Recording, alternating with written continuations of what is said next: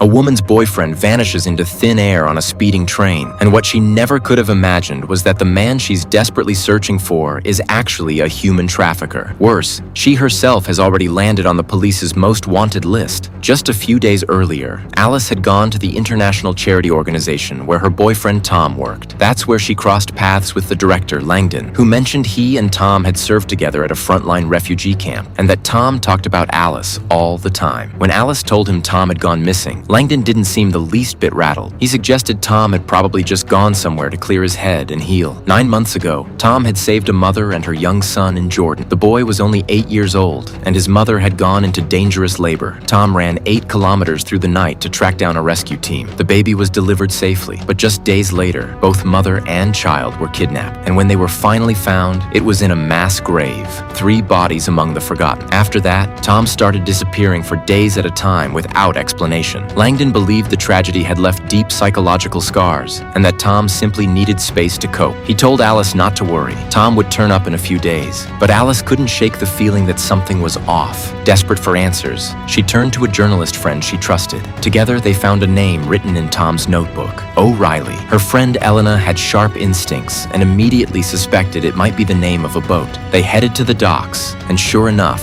found a yacht called the O'Reilly. When no one answered, Elena didn't hesitate. She picked the lock and pushed the door open. What Alice found inside gutted her. The cabin showed clear signs that someone had been living there, and there were women's clothes scattered about. It looked like Tom had been hiding an affair all along. Alice then tracked down Aiden, hoping he'd give her the name and address of the female co-worker in question. He refused. Instead, he urged her to get out of town, change her surroundings, and give herself a chance to move on. Left with no other options, Alice packed her bags and made her way to the train station in Marseille. That's when something caught her eye. A group of train crew members laughing and chatting as they ducked into a staff break room. It clicked. On yesterday's high-speed train, the conductor's name had been Morris. With the sharp, instinct-driven eye of an archaeologist, Alice had never been able to shake the feeling that he knew something. She checked her luggage and slipped into the break room. She had no idea someone was already closing in on her from behind.